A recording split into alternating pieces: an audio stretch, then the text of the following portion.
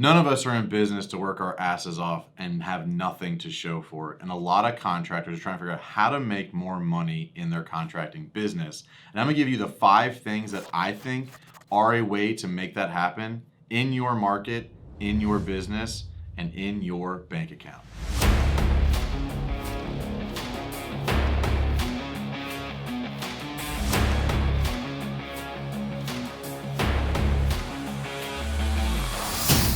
So jumping into number 1 is audit what you're spending money on. This seems pretty straightforward, but I see a lot of people who don't really know where their money goes. So having a good understanding of what you're spending money on will help you make more money by keeping more money in your pocket. It could be the little things, or it could be those extra trips to Home Depot and Lowe's, or it could be that marketing expense that's not really paying off, or it could be that networking group that's not really delivering.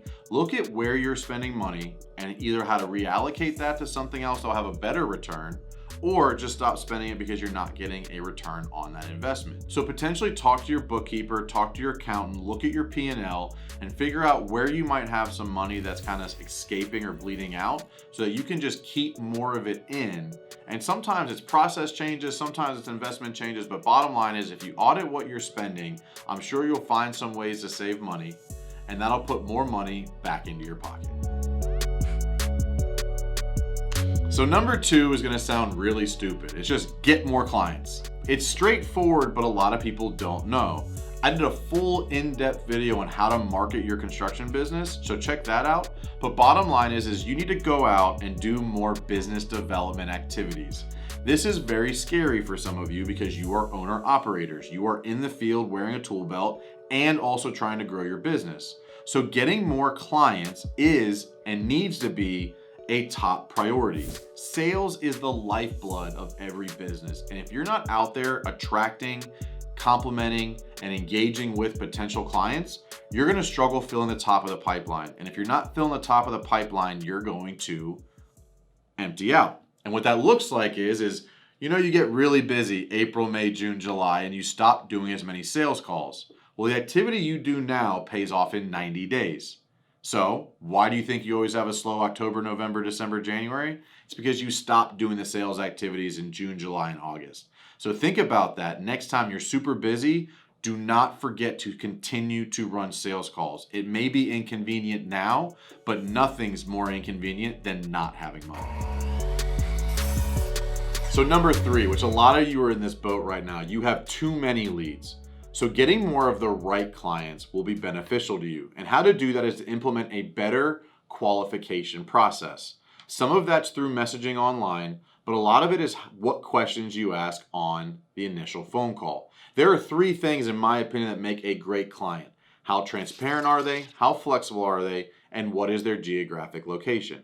Obviously, it needs to be the right type of client for the project and work that you do, but those 3 things are attributes that make or break a client interaction. So if you're getting a sense they don't want to share their budget, if you're getting a sense they don't really know what they want, you're getting a sense that they don't really want to share a lot of information, that's somebody that's okay to qualify out so you can spend time finding the great clients. But bottom line is to make more money, you need better clients. So think about this. If you put more effort into your qualification process and you took your bottom 10% of clients, the bottom 10% of revenue producing clients, and made them the top 10%, that could be millions of dollars in additional revenue to your business because you took the time to get rid of the 10 worst, which probably consume the most amount of your time once in production, and turn them into your 10 best clients by doing the right activities to get in front of the right people, by qualifying out the wrong clients very early on in the process.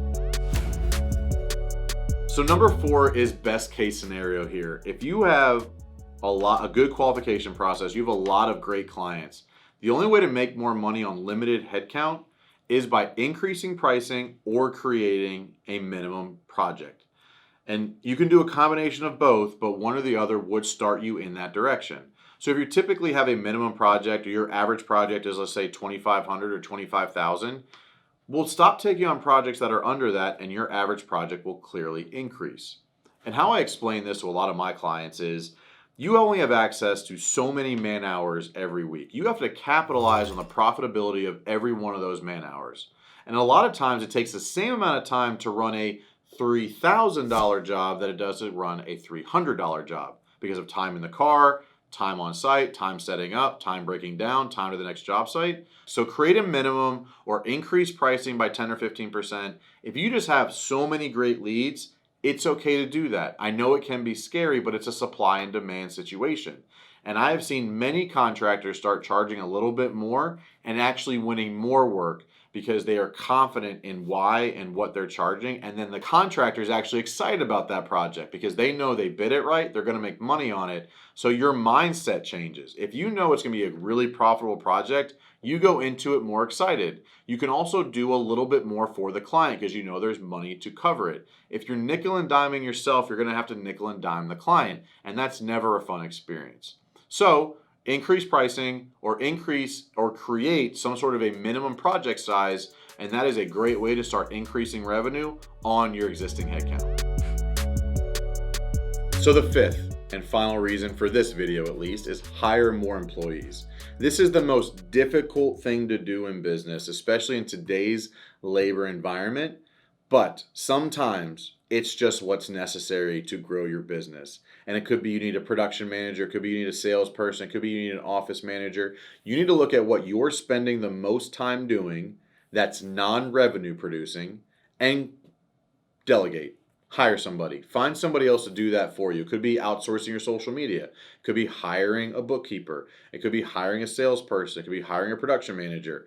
Figure out what you're doing the most of that you're not the best at or is not creating as much revenue or no revenue, and put somebody in place to do that. It's not always expensive to hire somebody, but it will incredibly stunt your growth and ability to make more money if you don't have certain key players in place. So look at your schedule, look at your activity, look at your week, and figure out what you could outsource or delegate or hire somebody for so you can spend more time supporting, finding, and really wowing the right clients on a consistent basis. And that'll help you gain some momentum and start to make more revenue with the right clients, priced correctly, and overall everybody wins. And you're in a better place to start making more money for yourself and for your employees.